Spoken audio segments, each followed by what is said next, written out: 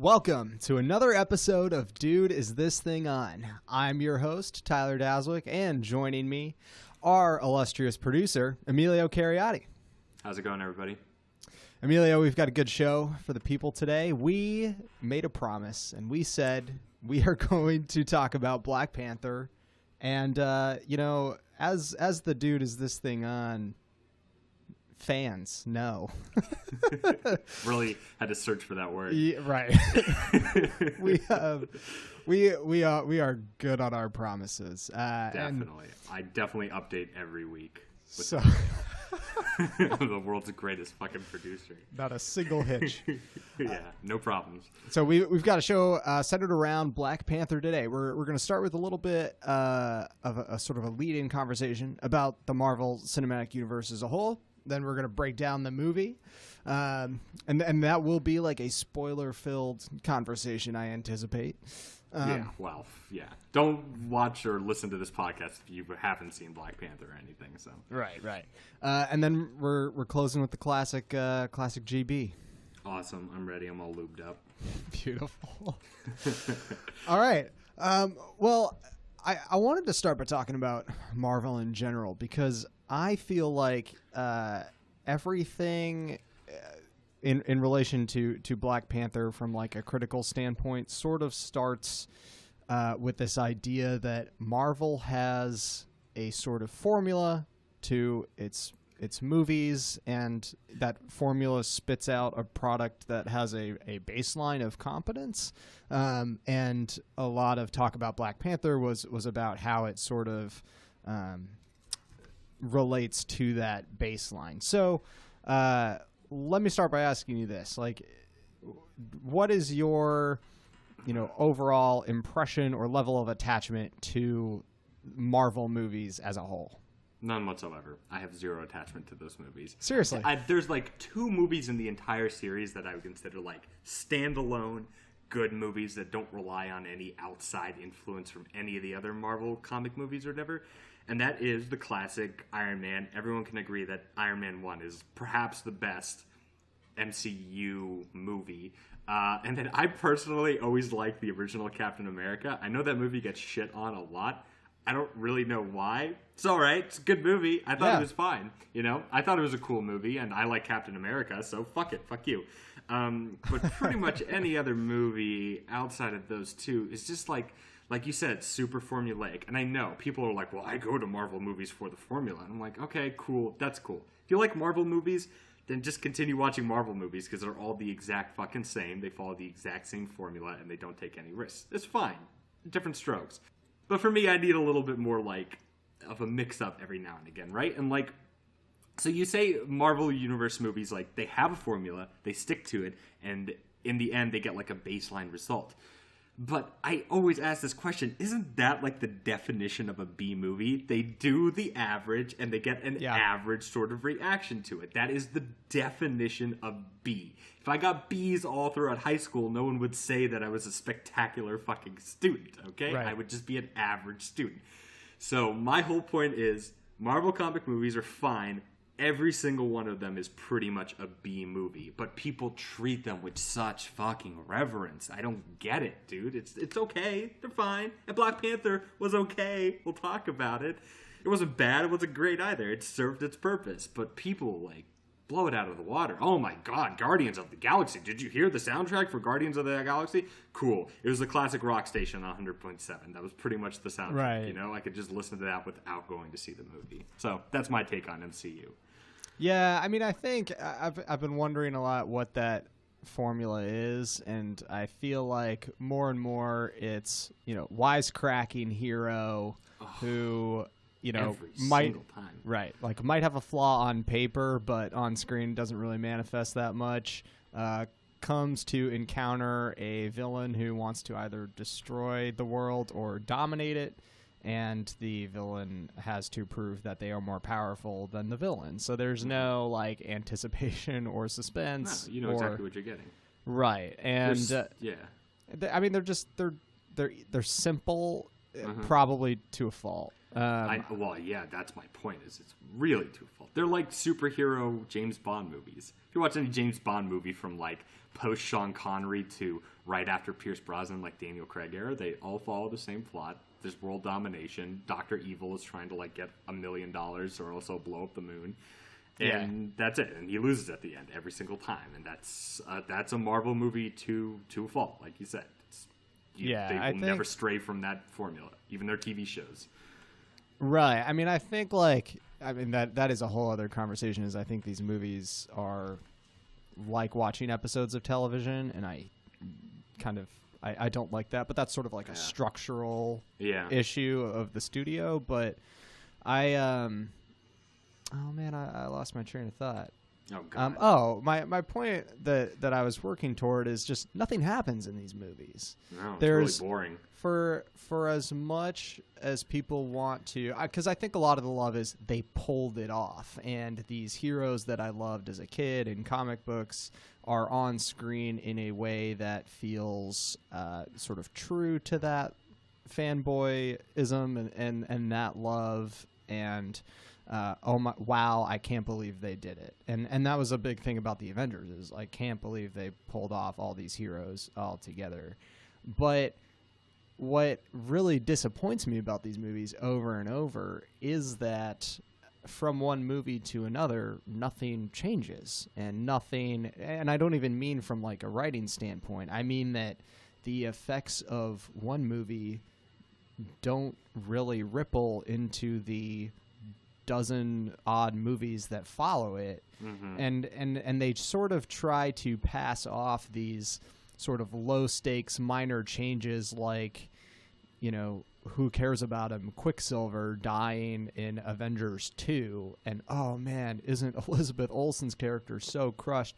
She's like a D-level character in this universe. Like we don't care about her. Like we pretended for a while that the events of the first Avengers was like this PTSD-inducing, traumatizing experience, and then we totally gave up on that. Like, there was the fall of Hydra in Captain America 2, but Hydra was never really a huge deal to begin with. Like, there's just because nothing changes, it never feels like anything is at stake. Like, the heroes are going to make it. The actors making a ton of money on contract, publicized contracts are gonna survive because that's business. Yeah. So it's just boring to me. I know because they aren't movies, you know, they aren't like art. And I know people will be like, oh, well, you know, the CGI, blah blah blah. Bullshit. It's not art, man. It's contract. It's advertisement. The only purpose that one Marvel movie serves for another Marvel movie is to advertise the other Marvel movie. That's why you have those stupid gimmicky post-credit scenes where, you know, Samuel L. Jackson's character will come out and it'll be like, oh my God, he's got an eye patch. I wonder who he could be. You know, you kind of fucking figure out who the character's going to be and what the next, like, movie's going to be. And then everyone just gets jazzed for the next movie. They're just one long commercial for themselves, essentially. It's just... They're Transformers movies. People don't want to fucking admit it, but they're the same exact premise. It's stupid bullshit. Everyone in there is contractually obliged to survive, like you said, and they advertise, not just for the movie that they're currently in, but for other movies that the company is connected to. And that's pretty much what all of them have been since they've started connecting. Now, the first iteration of each one of these superheroes for the first few years did really well because they hadn't gotten all these giant fucking pieces together in the same room. The first Captain America is good because it's really just about Captain America. There's a little like hints of, you know, Tony Stark's father and stuff like that. And little tiny things, but it's still an enjoyable movie because the movie's about Captain America and really nobody else. Iron Man's sort of the same way. To a certain extent, the Thor movie is, but they introduced fucking Hawkeye, and I think even Black Widow might have been in it for a second. I know Hawkeye definitely was for like 2 seconds, you know, but that's just a wink and a nod to future movies in which fucking there'll be a Hawkeye, you know? It's just, I don't know. That's part of the formula that pisses me off with these kinds of movies. And to be fair, I don't think Black Panther did that nearly as much as other movies. It seemed more... Not at all. It seemed more just about the character Black Panther, which I totally fucking appreciated about the movie. Agreed. But I don't think it was done as well as, you know, like a Captain America or an Iron Man, just because granted, they weren't advertising other movies, but the whole movie itself sort of just seemed like a wink and a nod to like pop culture in a sort of way, you know, which is fine. I feel like TV probably does that better than movies, but yeah, I agree. They're not going to take any risks because they can't, because they're really deep in the business of making money, you know. Right. I think what I will say in the movie's defense is I think these movies are at their best when they kind of, and I do mean this in a backhanded way, when they sort of take on a flavor of the month sort of mindset where they sort of veer away from the formula just a little bit and do sort of play with genre a little bit. Like Ant-Man, people want to call it a heist movie. It's really half a heist movie. Yeah. People want to call Captain America 2 a political thriller. It's like 30% a political thriller. Guardians of the Galaxy is kind of your like 70s, 80s Flash Gordon kind of homage. And when the movies try to do that, I think that has produced the best of the MCU. Like the original Captain America feels really like of a time and of a piece. It's kind of visually different from the other movies. But I think like going into Black Panther, I expected a sort of similar like model, that sort of flavor of the month, and this was, you know, going to be the one that was African. Yeah, which I think it did to a certain extent. I think it did kind of do its flavor. It was very unique in its design. I actually think it exceeded that, and I do think it stands as something that feels, from a presentational standpoint, very different from a lot of the movies. But that was sort of my mindset going in, and we. Actually, you showed me this article from the Hollywood Reporter by basketball great and Kareem Abdul-Jabbar, who's now a very sort of socially conscious social commentator. But I was actually surprised when you sent me that article, because you said it kind of had you excited to see the movie. So can you tell me a little bit about what you were thinking reading that? Well, so it was like, I want to say it was like Thursday or Friday that I was just at my desk at work, and I was really fucking bored. So I just locked my computer and started going on my phone, like looking for stuff about Black Panther, because I was getting in the mindset to go and see it, knowing that I was going to see it that weekend for this show. And I just came across this one by the Hollywood Reporter, and it was penned by Kareem Abdul-Jabbar. So I was like, "Fuck it, dude. He's a cool guy. He's a good basketball player, and he was an Airplane, so I'll give him a shot." Right. Yeah. And so those are his three most important. Yeah, credits. exactly. Right. And so I read it, and it was really eye-opening. He gave it a very fair sort of critique, and his main takeaway was, the movie is not perfect. Cool. I'm glad someone finally just got up and fucking said it. It was Kareem Abdul-Jabbar, who stood up at 7 feet tall, I'm sure, and was like, the movie's not perfect. Thank you. Somebody fucking finally said it. And he said, but despite that, it is a very culturally significant movie. And because of that, you should go see it just to take in the sort of cultural experience of this movie. Are you going to love the movie? Probably not, and that's okay, but it's an important piece of culture that's happening right now. And at the very least, you should give it a chance. And I thought that was a perfect sort of critique of this movie. Are you going to love it? Probably not. If you're a really big Marvel Comics fan, yeah, you're going to fucking enjoy it. There were plenty of people sitting around me in the movie theater that were laughing their heads off, But it is so important to kind of what's going on right now, and what it's this sort of feeling that it's invoking in people, that that's sort of a merit on its own that should be kind of taken into consideration when talking about this movie. The last thing I kind of want to say is, right after reading that article and sending it to you, I was on Reddit or whatever, and someone posted something about a big community center in South Africa that had sat down to watch this movie when it came out, and their reaction to it. Man, everyone in the fucking room, there was 200 people there, were singing and dancing, and they were just ecstatic. They were blown away by this fucking movie. Wow. And I obviously didn't feel that way leaving the movie, of course, because I didn't think it was that good. But to these people, it was so fucking important that it got that type of reaction. That's amazing. And that's amazing for any sort of movie. Whether you like it or not, you have to give credit where credit is due, is that if a movie makes a group of people feel this excited and this jubilant, like literal jubilation, then that's got to be something there. You know, there's something important about that, regardless of what you think about the actual movie. So that's why I really like this article, and I thought it was a very good thing to read before going to see the movie. And I read it after I saw the movie too, and I thought everything that he said in it was still pertinent. I really enjoyed it. Yeah, I totally agree with Kareem too. I mean, I think I have problems with the movie, and there are things I don't like about it, but I think what he was saying, and which I really appreciate, is it's okay to separate the movie's quality from the moment that it really signifies, and that is what's fun about it. It was fun, being in the movie theater and seeing people have a really, really good time with it, seeing people react emotionally to one scene or another.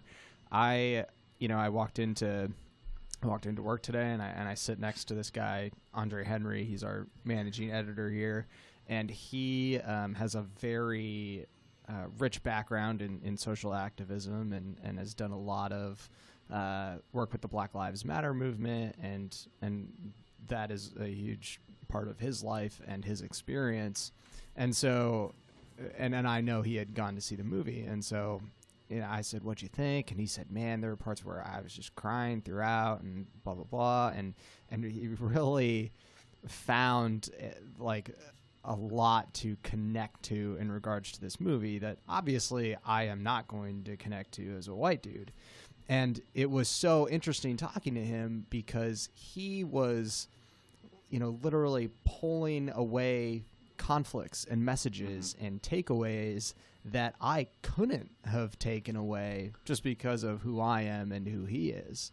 And, he was pointing out little things like, when, Martin Freeman gets shot and they have to debate whether to take him back to Wakanda or not, he says, that was as high stakes as the movie got to me, because for me, Martin Freeman seeing Wakanda was a huge threat, and I really understood that.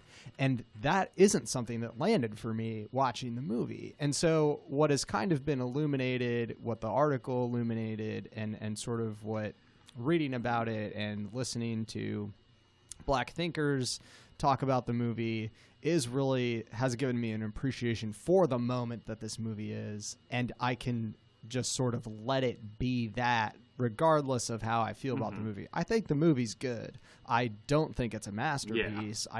I think it's pretty overrated, but I do think it's good. So it has been pretty cool to be able. This article gave me the freedom to make that distinction, still enjoy the moment, appreciate it for that, because I think it's incredibly successful at that and earns that and deserves that totally. But I still can feel comfortable being like, you know what? It didn't check all of the boxes I wish it had. I completely agree. That's why I like the article as well. I think I made my point too. It's not a perfect movie. It has merit on its own, though, that shouldn't be ignored. And I think some people are ignoring it because they just don't like hype, which I understand. When something seems very overhyped, I feel like a lot of people have like a negative sort of outlook to it. We call those people hipsters mostly, but every once in a while they could be right. And I agree with you. I think the movie was overhyped. I don't think it deserves like a 97% or 98% on Rotten Tomatoes. It has some things that are great about it. It has some things that are not so great that we'll get to. All in all, yeah, I agree. It was a good movie with an important message, though. And the message should be enough for enough people to go in and see it, just for the message of the movie. Totally. I think it's, if nothing else, it's worth seeing. Yeah. Oh, yeah, absolutely. Why wouldn't you want to see it? It's the cultural phenomenon right now. Fuck it. Go in. Enjoy yourself. Buy some popcorn. Just have a good time. Watch a movie. Totally. Be in the audience with everyone. Be part of the community. Absolutely. So, let's start with the positives. What was there anything that you felt was especially well done about this movie? Yeah, the design was cool as shit. It totally It was. really was. And I'm not talking about like CGI and stuff like that. Personally, I thought the CGI in this movie was like the worst I had seen in a little while. So I think they kind of phoned it It was in. not good.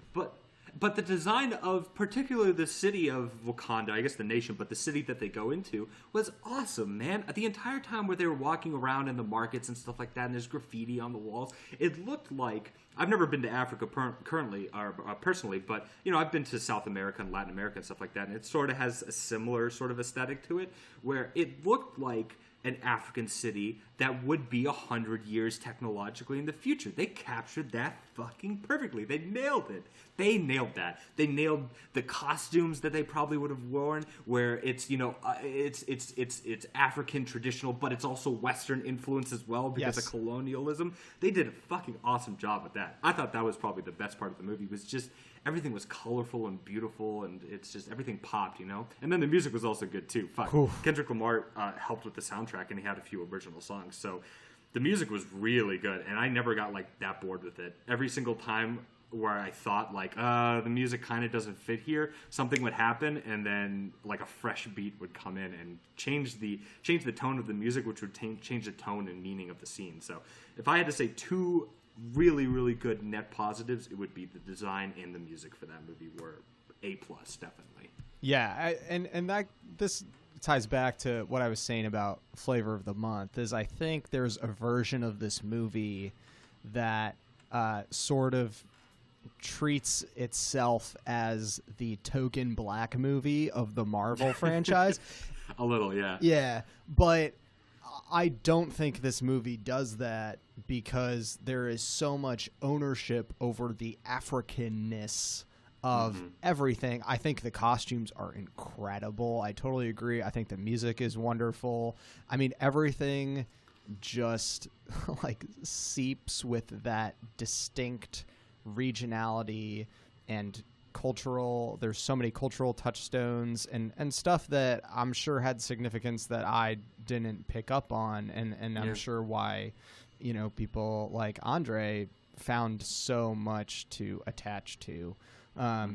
And I think, and with the CGI, I described it to someone at work. I think Wakanda is imagined beautifully, but executed rather poorly. Like I think from a presentation standpoint, I love how everything in this movie doubles down. There is no pandering. There's no like we're just gonna kind of like half-ass this. Like it is really true to its own vision, and I think that is important considering the things the movie is trying to say about African identity and versus African American identity and all that stuff. I think they had to nail at least all that stuff, and they really did.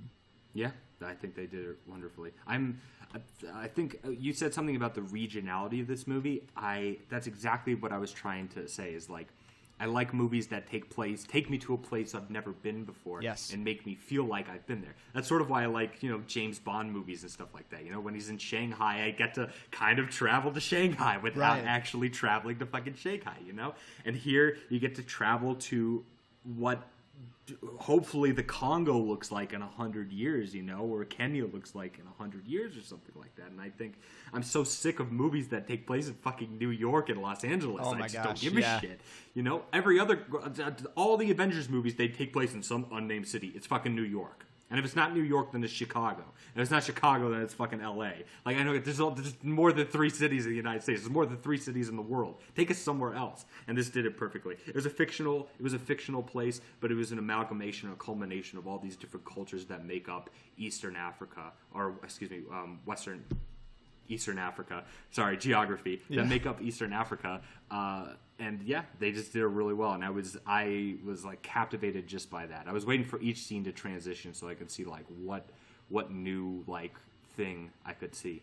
Totally. Did any of the characters stand out to you? No, not really. Really? So the characters, my favorite character was Michael B. Jordan's character. Yes, hands down. But but that's because his story was really cool. But also, I just fucking love Michael B. Jordan, man. I mean, he's a great fucking actor. I thought he was the best actor in that entire movie. Agreed. Because few of the actors, I kind of felt like they phoned it in because they were just there for the money. I'm looking at you, Forrest Whitaker. You fuck. I know he could do a better African accent, man. I've seen The Last King of Scotland. He was totally phoning it in. It was bullshit. But yeah, Michael B. Jordan's character was probably my personal favorite. And I think he died well with honor. You know, yeah. I understood his struggle. I didn't, you know, I understood where he was coming from and like what he was trying to do, and I sympathized. Doesn't necessarily make him right, but I sympathized, and because I could sympathize, I think that was a good character. Because for most of these Marvel comic movies, I don't give a fuck about anybody, you know. Right. And so at least I got Michael B. Jordan's character, who I actually really liked. Charming, good-looking guy. Kicks the shit out of people, has a mission, and he's trying to execute it, although it's flawed, whatever, and he's trying to avenge his father. Who doesn't fucking love that? Yeah, I actually did a deep dive just on Michael B. Jordan's character. His name's Killmonger, for the website over here, and I mean, I think on one hand, this speaks to sort of the like shocking inability of superhero movies to create great villains, but I think he is one of the great supervillains we've seen in a movie. I mean, I think the way his character was motivated was really, really smart. I think the way he was positioned against the Black Panther and T'Challa was really, really smart too. I like how his sort of like forcefulness and assertiveness was juxtaposed against the Black Panther's sort of like indecision and reluctance to like be a leader and lead Wakanda forward and choose a trajectory. I thought that was all really, really good character work. I agree Michael B. Jordan's the best performance in the movie. I think he completely, unfortunately, overshadows Chadwick Boseman as the Black Panther, who just which is never good. Yeah, you don't want your supporting to overshadow the lead, man. It just it's not good, especially when you kill him off at the end. Right, and I mean that scene. I mean, it sucks we're not going to get him in another movie, but that scene is the best moment of the whole thing for me. It really is. I'm glad they did it because I was eye rolling when he like killed him or whatever, and I'm like, okay, I guess it's over. My girlfriend like whispered in my ear, and she's like, "I bet they're gonna like save his life or something like that." And I'm like, "We'll see." But he doesn't. He takes him to the sunset to see the sunset over Wakanda before he dies. I thought that was really cool. Yeah. Yeah, and probably the best part of the movie.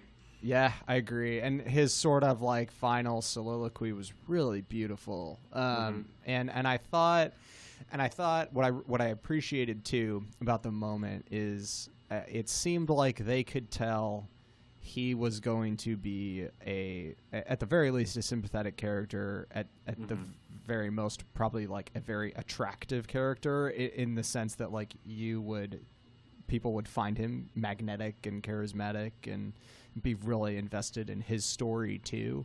And I thought it was cool that they gave him. Superheroes don't get final lines a lot. They kind of get like blown up with a little zinger or like a quip.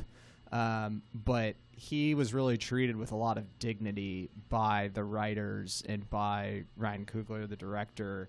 And he got this really beautiful sort of final thesis statement about getting buried in the ocean with his slave ancestors. I thought that was I thought that was moving, and I know some people who were definitely crying during that scene. Which is cool. I think without that scene, this movie would have disappointed me a lot more than it did. I think at the least it gave us one really, really good character. Yeah, I want to say two other things.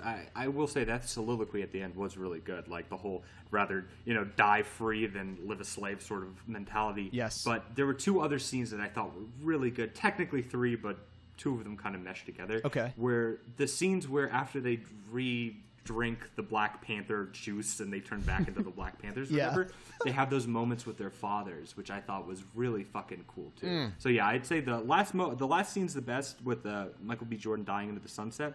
But those scenes, especially Michael B. Jordan's Killmonger's, where he's talking to his father back in that apartment building in Oakland. Yes. I thought that was incredible too. So those three scenes were crazy. Yeah. Yeah, I really think good and carried the movie. I think I think the T'Challa's ancestral plane visit is cool. It looks awesome, and you see the Panthers in the tree. I thought that was pretty sweet. But I don't think the conflict works if Michael B. Jordan didn't go to the ancestral plane too. Because one, you see exactly. Like, you know, Chadwick Boseman gets to go to this beautiful African plane, and he's surrounded by all this mysticism and legacy and power, and Michael B. Jordan is sent back to this slummy Oakland apartment, and he has to talk, and he talks to his dead father, and I think it's another great line when his dad, played by Sterling K. Brown, by the way, who's like one of the did a great job too. Yeah, really good. Who I think asks him something like, you know, hey, I'm sorry I left you, because he dies at the very beginning of the movie. Yeah. And Michael B. Jordan basically shrugs and is just like, it's fine, everyone around me dies. I think he said, and I remember it particularly because it was really powerful. He says, "What? No tears for your father." Oh yeah. Oh, yeah. God. That like jerked. I'm tearing up already. That like jerked at the heartstrings. I was like, give me a second. You know, just hit pause. I'll be good in a minute. You know. Yeah, that was really sad. And that I didn't know who that actor was, but he was only in the movie for a couple scenes, but I thought he did a really good job. Yeah, that was really powerful. Yeah. But so let me ask you this, because there were a couple areas where I thought, you know, this movie was going to excel at, but then they kind of let me down. I was like, oh, I thought they'd at least get that. So it was like good and surprising ways to me. But I'm wondering if there was anything like that for you where you were actively disappointed, being like, oh, I can't believe they didn't get that right.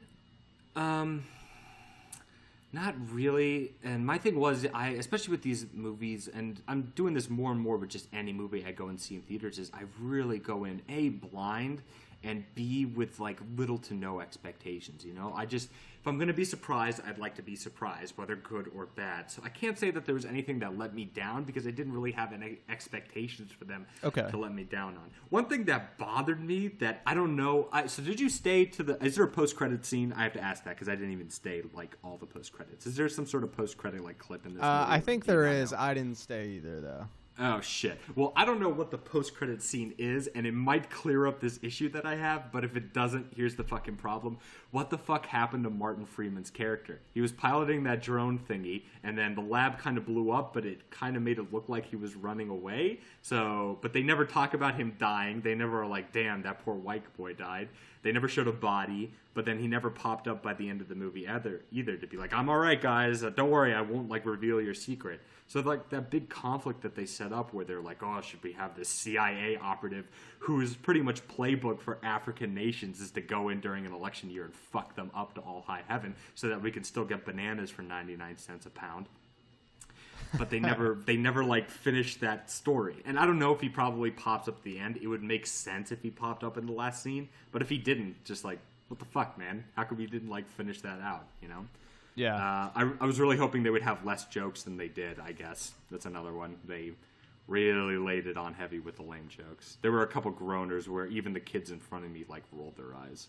Yeah, some of them got to me. I thought the little sister, Shuri, I thought she was pretty funny, and she kind of had an easy sort of like charisma to her that I thought was cool.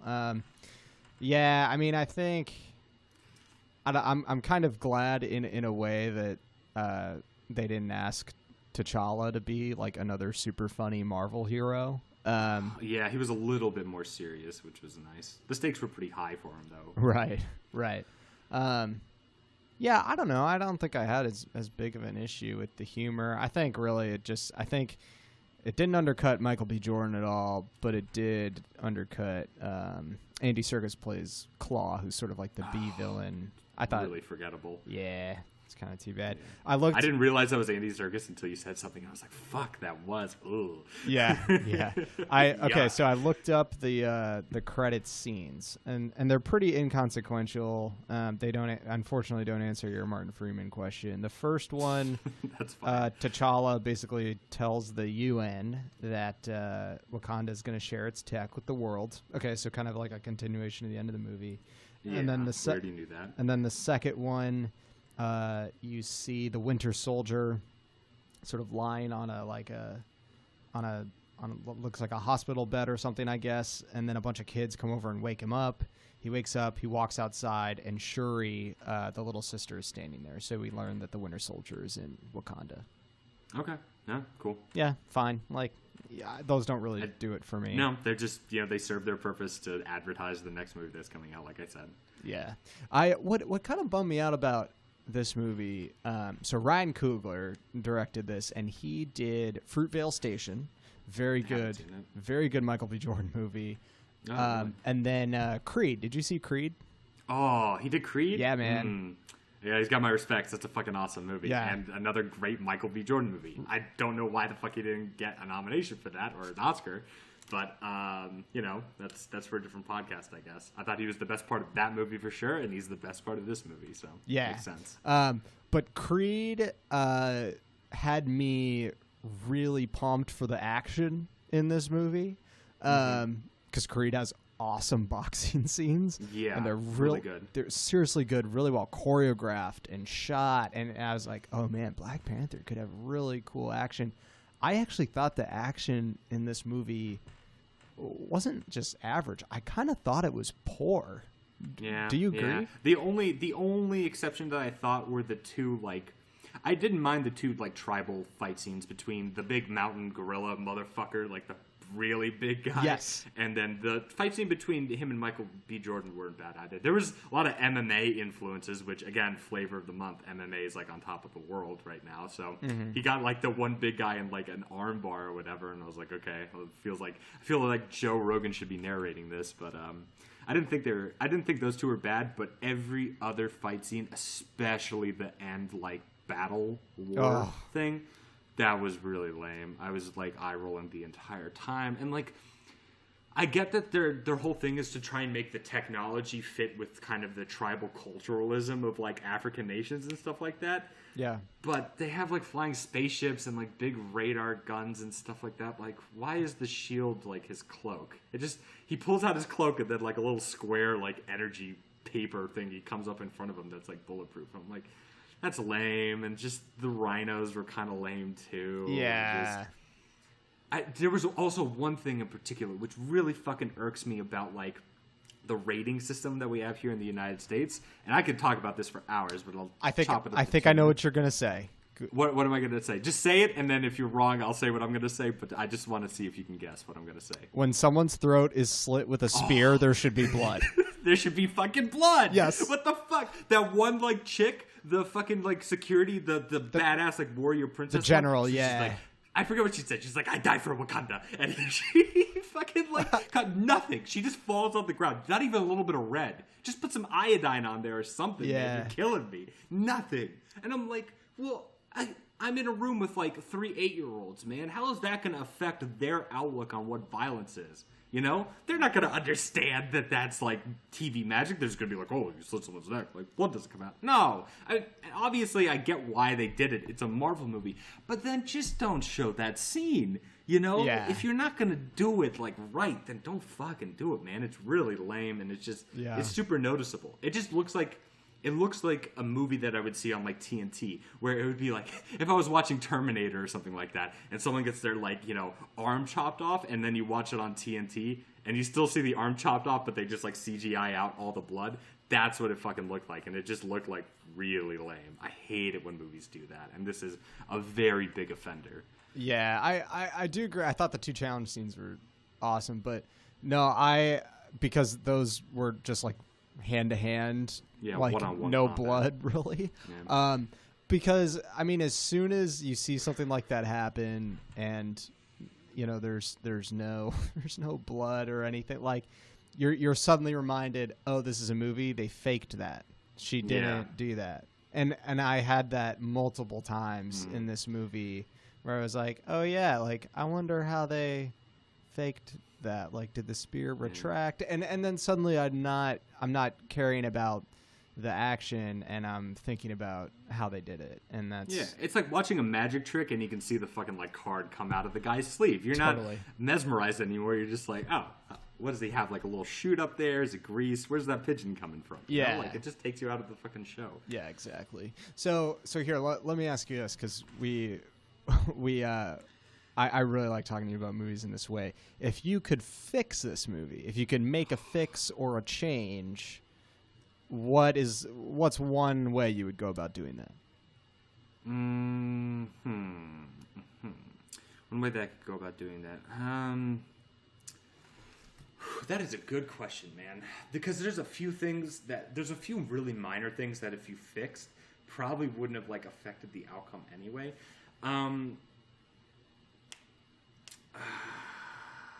If I had to guess, I think T'Challa, whatever his name is, I can't even remember his name, the Black Panther, he should have been dethroned sooner. I felt like the whole dethroning thing came way too late in the game. Yeah. If he had been disgraced or something like that, and truly like lost his powers, like really, and still had to go up against Michael B. Jordan, not Black Panther v. Black Panther. I get why they did that, because it looks cooler having two Black Panthers kick each other's asses. But if he had lost his powers and then Michael B. Jordan, Killmonger, got the Black Panther powers and then destroyed all the flowers, and that was it, they were gone. You know, and he had to face him as he was, just with his own cunning or his own abilities as a soldier and a king and a good king or something like that. His own ability, that would have been way fucking better for the movie than just to see two Black Panthers like hack and slash at each other for like the last 30 minutes. Yeah. So if I had to say one thing to fix it, that would probably be it. Yeah, I think where my fix meets yours is the conflict becomes sort of simplified at the end.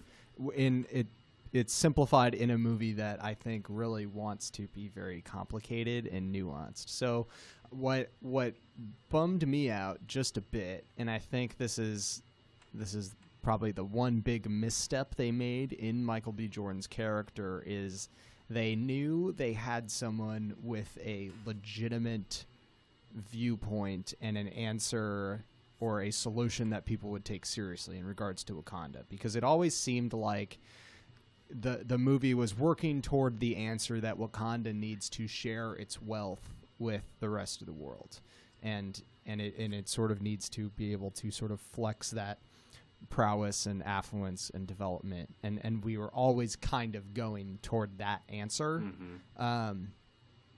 But if Michael B. Jordan was right from the beginning, they had to find a way to make sure you didn't side with him. So he got to the throne room and he lays out his became a total dick. Yeah, and he like lays out his thesis, and you're like, all right, I'm tracking, and he's like, and we'll use our weapons and we'll give them to the oppressed people around the world, and that will empower them to overthrow their rulers and kill them. And I'm like, oh, wait a minute. And kill their children too. And I'm like, oh, Jesus, we lost. I hate it when movies do that. All nuance and complication went out the window. And I was bummed that they didn't they didn't make him a radical in a way that was maybe like appealing. You know, he was a radical in a way where you're like, oh, I will definitely never side with that person. Yeah. He was I don't know. He was such a good character, and he's the most important part of the movie and the linchpin of the movie. But I think we would be talking about this in like a richer, more nuanced, complicated way if you could have walked out of the movie and been like, actually, I mean, I thought he was right. You know, I think that right. I think a lot of great conversation will come from this movie anyway, because it was pulled off well enough and was true to itself enough to spark those conversations. But those conversations just look a little bit different now, and I wish the movie hadn't had, oddly, such a clear this thing is right, this thing is wrong. Because from but, what I understand, that's not how this debate is.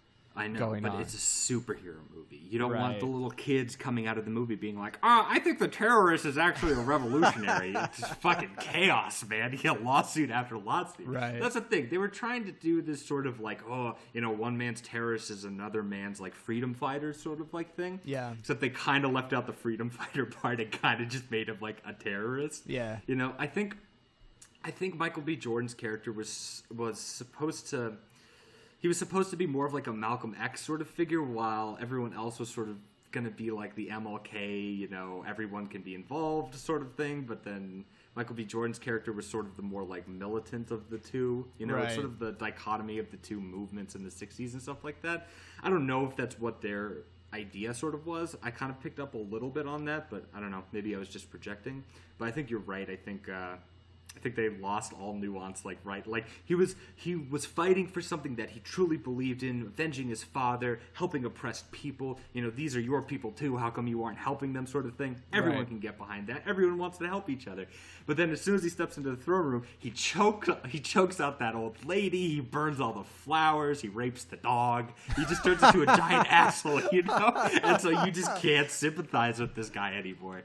And I think that was a very like purposeful choice, probably by the producers or in the studio, if I had to guess. I think it was probably left up to the director. He probably would have gone the way that you wish he would have, but chances are corporate was like, we can't take that risk. We can't have little 8-year-olds wanting to grow up to be Killmonger, It's just Right. bad for business.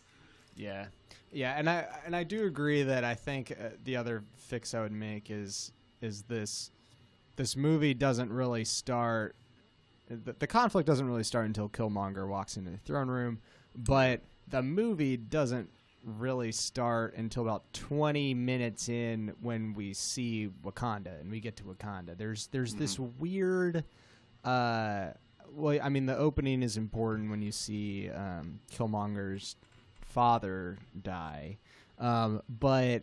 Then there's this weird rescue operation sequence where they have to... That was the stupidest thing I'd ever seen. It was really dumb and had me actively worried for the movie because the action in that is pretty poorly choreographed and lit awfully. Like, I couldn't see anything that was happening. I didn't understand who anyone was or why they were important. I don't think it did anything to introduce the characters that the rest of the movie couldn't have done. I'm kind of tired of 2-hour, 20-minute superhero movies, and I wish there's a leaner Panther. Sorry, I was just sitting there. That's like an hour and 50 minutes, and I'm like, that movie wasn't really screwing around. Like this movie kind of screwed around a little bit. Yeah, I know, and I think thank you for bringing up that first fight scene because that really sucked. The way they could have fixed that was. If they had done the fight scene from the perspective of the Panther and they could have showed off his abilities, he could have had like night vision, because it's so poorly lit. You can get around that by showing the camera from his perspective with, he's a cat. He can fucking see at night. Right. It makes sense. Right. If he went all Predator on these motherfuckers, instead of just jumping around like slashing like Catwoman, it would have been fucking cooler. And that scene was so stupid. So the whole rescue operation is to go down and rescue his girlfriend or whatever, who's a deep cover operative for these like Islamic extremists who are taking over part of the countryside, blah, blah, blah, blah, blah. Literally, the only reason he has to rescue her is to invite her to his own coronation. That's it. Yeah. That's the fucking scene. Like, what the fuck, dude? You blew her cover. She's like, I've been undercover for 5 years. He blew her cover to invite her to a fucking party. Like, are you shitting me? And he killed like 5 guys to do it. It's ridiculous. The worst. It was like the dumbest thing I'd seen. I literally the same thing. I was so afraid for the movie because it happens like it's like the second or third scene in the movie. And if you're like, oh shit, if this is gonna be the movie, I don't know what the hell I'm getting into. But yeah, I thought that scene was very stupid and just very poorly planned. Right. But regardless, I think we can agree that the ending with Killmonger's death and the epilogue in Oakland is pretty cool. So the movie I think goes out on its highest note. Mm-hmm. And then to bring it all together, I mean, this since seeing the movie now. having seen it is my favorite part of the movie. Yeah. And now, like, being able to talk about it and engage about it with people who are coming at it from a totally different angle than I was, and not even in like their relationship to Marvel. I don't really care what those people think, but I do care what Andre thinks about it. And I was saying to someone, like, talking with him made the movie better, because I realized, like, oh wow, this movie was unapologetically black, made for black people. I, as a white guy, straight up missed things because they weren't for me, and they weren't directed at me, and they were for certain people. And that tells me that this movie was made with a great deal of consideration and intention that I really respect it for. And that sort of makes the post-viewing experience the best part of it for me. Yeah, that's what I said. It's culturally significant, and in order to be a part of what's going on, if you want to talk about the movie, you have to go and see the movie. You know, don't be the guy who didn't go see the movie but then complains about the movie. You don't know what the hell you're talking about, man. Go see it. Just ask what the other person sitting next to you thought of it. You know, it's regardless what you think. I know I said that, you know, MCUs aren't a piece of art. They are. All, you know, movies are a piece of art in their own way. And if two people look at a painting and see completely different things, that painting is a very interesting painting. You know, if you have two people who look at the painting, they see the exact same thing, and they say the exact same thing after looking at it, you know, it just becomes kind of boring. So I agree. There's things that aren't meant for the likes of you and me. And I'm glad. I'm glad that I missed some things, because then I can ask someone, like, yo, what does that mean? Like, I don't get that. And then they can explain it to me from their perspective, and I'm wiser because of it. Totally. So while the movie has its issues, we both fully endorse going to see Black Panther. At the very least, it's good.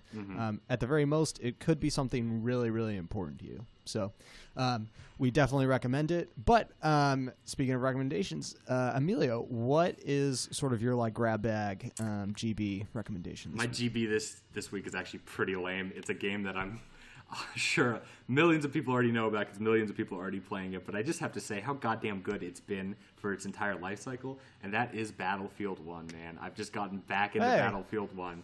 And normally I don't like big multiplayer games, but there's something about fucking Battlefield, man. They do it right. It's got good multiplayer. The map design's still good. They don't push like premium content on you. You know, there are drop boxes, but like they're all aesthetic, and you can still progress through the game fine and unlock weapons at your own pace without paying any fucking money. And they're constantly dropping content for it, like new content. There's always new maps. There's always new weapons, and there's just constantly people playing it. And I know this sounds like an advertisement for DICE. It's not. I'm just a fan. I'm not being paid. It's good. Go play Battlefield 1. I think they're dropping their last DLC of this cycle, of this game's life, tomorrow. So at this point, you could pay full price and just get all the maps and kick some ass in World War I, dude. I'm really excited to see what they're going to do for the next one. Are they? Do we know if they're making a next one? Yeah, it's been announced. We don't know what it is. There's a bunch of rumors. Some people are saying it's in World War II, which would be cool because Call of Duty buggered that up pretty bad. It would be cool if they did the Vietnam one, because you know they did Vietnam very well with that Bad Company 2 DLC. That DLC was sick, man. That DLC was on. I played that DLC. I played Bad Company 2 a shit ton. I think I might have played the DLC even more than the original game. But people are saying that Bad Company 3 is coming out, and I would be stoked, because save for Battlefield 1, Bad Company 2 had the best multiplayer of any Bad Company series, man. Because Bad Company 3 sucked. Battlefield 3 sucked. Battlefield 4 I didn't even bother getting, and Hardline is like a forgettable ass game in its own right. So whatever they do, I think they're going to do it right coming off of Battlefield 1, because that game is hella fun. Cool. That's Battlefield 1. My recommendation is equally sort of a throwaway. It's been on TV a while, but I'm catching up with Brooklyn Nine-Nine right now. Yeah. Oh, you're not a fan? It's okay. I don't like Andy Samberg, so, you know. Okay. Right. He actually was a pleasant surprise for me. I didn't really have any allegiance to him after SNL, but I was just thinking about the show, and I think he is cast really well for the character. His character Jake Peralta is really childish and goofy, and so they kind of just let Andy Samberg go. He's positioned against the police captain, Terry Holt. I can't think of the actor's name right now, but yeah, I'm pretty sure he's in The Wire and stuff like that. He's a pretty prolific actor. If you see his face, you'd know who he is. Okay. I'll have his name in just a second. Andre Brower. Yeah, is Ray Holt, who I think is a good foil as the like stern police captain. Actually, secretly the funniest character. They really kind of let him flex some comedy chops. Not I don't know. I just like the show. It's one of those. I kind of missed a workplace sitcom after The Office and Parks and Rec and sort of the familiar. Sort of dynamics. There isn't a will they won't they in this. Like there's more just like these people like each other and just when's it gonna happen. And I sort of miss that sort of simple environment of like coworkers rubbing elbows against each other and having petty little conflicts every week that get resolved and tied up with a bow at the end of the episode. I haven't really gotten too into it. I probably watched the first season. It was good. I didn't have like any complaints. I feel like I should probably get into it again because you and I always bonded over The Office in high school. That's pretty much how we became friends. Yeah. And then my girlfriend introduced me to Parks and Rec, which I watched the first couple episodes and I didn't like it, but after watching the rest of it, I actually ended up watching the entire series. It's a really good show. Yeah. So I'll probably give this another shot because I'm kind of missing that too. Just something simple, like Cheers. Yeah. You just yes. Yeah. It's what's going to happen. It's 30 minutes. It's going to get tied up. The cast is all funny. It's real well written. Isn't it written by or produced by Andy Samberg? I don't know, but it is Mike Schur who did The Office, Parks and Rec, The Good Place. Oh, perfect. Yeah. Christy would probably like that too then. Okay, cool. Yeah, Cheers is a good comp because the best part about Cheers is after every episode, you're going back to the bar. And, yeah, exactly. And it's you're going back to the police station. Right, exactly. So that's Brooklyn Nine-Nine. I watch it on Hulu, but it airs on NBC, and I'm sure you can find it on whatever streaming service. So that is our show for this week. Emilio, if the people want to find more of your work on the internet, where can they do that? You guys can just, as usual, find us on Dude, Is This Thing On YouTube, or you can look up the Cariati Kid, but once again, nothing really original, just ditto stuff. And then if you want a game with me, play some Battlefield 1 with me, man, I'm lonely. You can find me on Xbox Live, Evil Elmo, EVL space Elmo, all lowercase, no digits or weird leet stuff. Pretty straightforward. Also, I got a bone to pick with you. We're supposed to be playing a video game soon. You still haven't recommended anything. Oh, shoot. Do you want me to find one? Dude, yes. Okay. Yeah, we should do an episode. Sounds okay. Good. All right. I'll take a look. All right. And for me, you can follow me on Twitter at Tyler Daswick, and you can find my culture writing at relevantmagazine.com, including that feature on Killmonger as a character. That was really fun to write, and that went up today. So, ladies and gentlemen, thanks, as always, for tuning in to Dude, Is This Thing On? I'm Tyler Daswick. He's Emilio Cariati. We'll see you next time. See you next week, guys.